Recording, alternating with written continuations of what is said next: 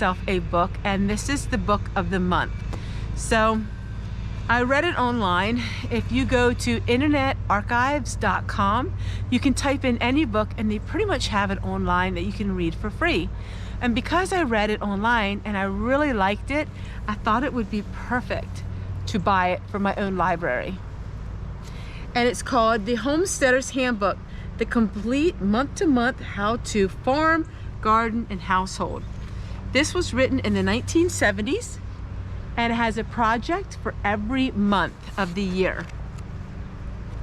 And this really is talking about what I like to talk about, the 1 acre homestead, but it's really talking about things that maybe the average homesteader wouldn't know how to do. Making homemade lime, whitewashing your walls, cultivating flax, and it talks about all kinds of different things. So we are going to start working in, I'm going to go back and start working in the month of April, even though I should start in May, but I'm going to start in April. And then it has a whole month to month, really neat book. And then as I was cleaning through all of my stuff, I found the Mother Earth News, and this was how to get back out of the city, back to the land. And then we do, of course, I did a whole documentary on the Have More plan. Don't think people understand. It's an amazing way to live, an amazing book. And we're going to talk about grapes and herbs and all kinds of things. Housekeeping on the homestead. So right now what we're doing is we have the major building projects pretty much done. My husband is going to be making us a screen door for the kitchen. And then we have a lot of landscape that we need to do right now. So the landscaping is going to keep us really busy. But as far as cleanup, we pretty much got rid of everything. We decluttered, we cleaned everything out. We're starting from scratch pretty much. And now I got rid of probably 75 to 80% of what I had 2 years ago. So even though I do have a lot of things yet, I don't have near what I had, and especially on my channel, you're gonna see that. So our home looks a lot bigger because I don't have so much stuff. But now we're just gonna be working on growing our own food, setting up our homestead how we wanna have it, and maybe finding new things that we can do, new DIY projects, learning new skills, like making my own lye. That's something I really want to do. As far as animals, I would love to have some rabbits. I'm not sure if I'm going to have rabbits this year. I was supposed to get bees, and the company reached out to me and told me that they're giving me a beehive, but that never came. So I'm not sure about that. I'm hoping I still get it.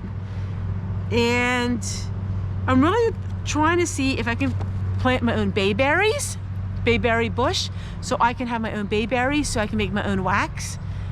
I'm really going into a lot of different things. Planting my own flax, and then using the flax to make my own thread. Those are things that I'm also working on too. I do a lot of staining with our black walnuts. I do a lot of walnut dye making. So that is something that I have been doing now a very long time. And I'm just trying to increase my knowledge and increase what we're doing here on the homestead. If you are interested, I do have a Facebook now. I've had it now about 8 months, but I do a lot of links, and I share a lot of links of my Facebook with, we're going deeper into, building things and making things. But $1.35 for this, and now these things are worth quite a bit of money. It's amazing. 1973, and then this one is 1976, I think. To think that 1979, to think I was 9 years old when this was published. So I'm gonna go ahead. I have to work on this one plant yet. I'm continuing to bring plants in and out to harden them. I'm really happy with all the plants and how well they are established.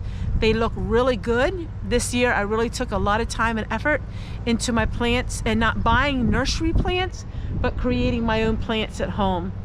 And I do have some exotic seeds yet. I really want to start to raise some exotic herbs and stuff like that. So let me go ahead and go work in the greenhouse and see if I can transplant this little seedling.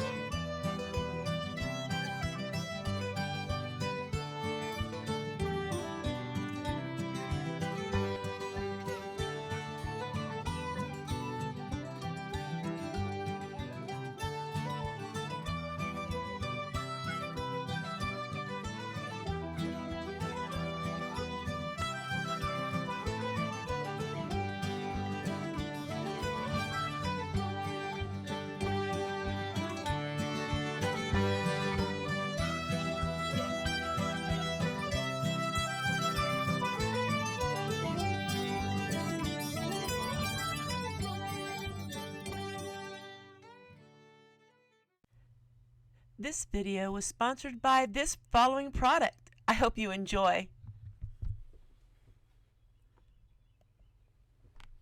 Hey, we are going to look at the solar beautiful dog, and this is a statue for out in your garden. And this is the dog part. And then we have the beautiful lantern. Gonna make sure we turn the lantern on. And then you put the lantern in his mouth.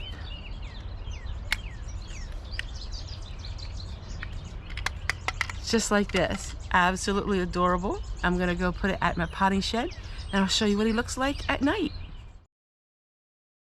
Our hearts beat to the city streets.